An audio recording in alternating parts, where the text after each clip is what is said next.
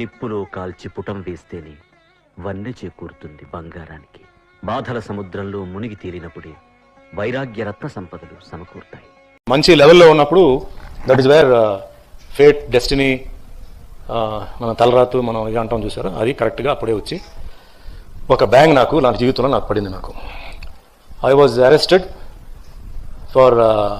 For shooting blue films, murder attempt, then selling illicit liquor. అంటే these are the cases which were filed on me. Selling illicit liquor and threatening and ఇట్లా పెట్టి నన్ను arrest చేసి Tamil Nadu government వచ్చి గూండాజ్ యాక్ట్లో నన్ను పెట్టారు. గూండాజ్ యాక్ట్ అనేది there is no bail for 1 year. పేపర్లో వేసిన న్యూస్కి ఎఫ్ఐఆర్లో ఉన్నదానికి సంబంధం లేదు. ఎఫ్ఐఆర్లో ఉన్నదంతా చాలా టెక్నికల్ టర్మ్స్లో ఉంది. పేపర్లో ఉన్నది మటుకి క్లియర్గా అది ఎలా ఉందంటే అసాసినేషన్ ఆఫ్ క్యారెక్టర్.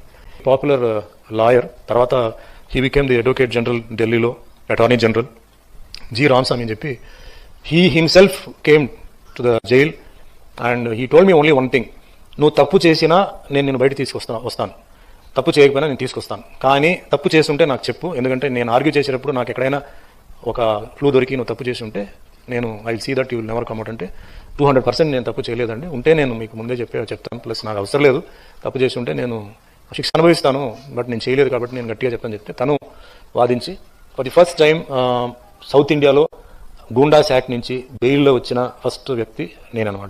ఎందుకు నేను బయటకు వచ్చానంటే వాళ్ళు వేసిన ఎఫ్ఐఆర్ వాజ్ టోటలీ రాంగ్. వాళ్ళు ఎప్పుడెప్పుడు ఇన్సిడెంట్స్ జరిగిందని చెప్పి వాళ్ళు వేసారో ఆ ఇన్సిడెంట్స్ జరిగిన డేట్కి నేను షూటింగ్లో బెంగళూరులో, కొచ్చిన్లో ఉన్నాను. సో ఆ ప్రూఫ్స్ మా దగ్గర ఉందన్నమాట.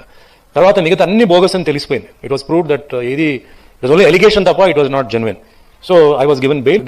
88లో టోటల్గా సడన్గా ఒకరోజు నేను ఇంట్లో ఉంటే, అంటే బెయిల్ అంటే నేను బయట పర్టికులర్ ఇంట్లో ఉంటే సడన్గా కోర్టు నుంచి ఒక ఆయన వచ్చేసి, సార్ మీరు ఏదో పలానా డేట్ మీరు రావాలి, మీ హియరింగ్ ఉందండి అని చెప్తే వెళ్ళాను. వెళ్తే అక్కడ విట్నెస్ బాక్స్లో ఎవరో 3 వచ్చారు, లేడీస్ వచ్చారు.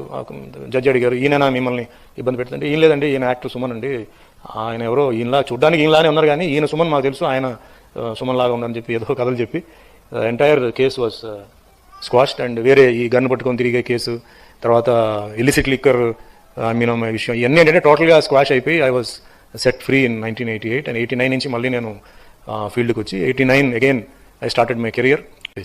సో టోటల్గా నాకేంటంటే my life it self is an experience అండి. మనకేంటంటే వేరే వాళ్ళ ఎక్స్పీరియన్స్ అనేది వినడం అనేది అదొకటి, బట్ ప్రతి ఒక్కరికి ఏంటంటే వాళ్ళ లైఫే ఒక experience. Life teachers your life a lesson అంటారు. అంటే మీ జీవితమే మీ లైఫ్కి పాఠం నేర్పిస్తుంది, అది చాలా ముఖ్యం అది.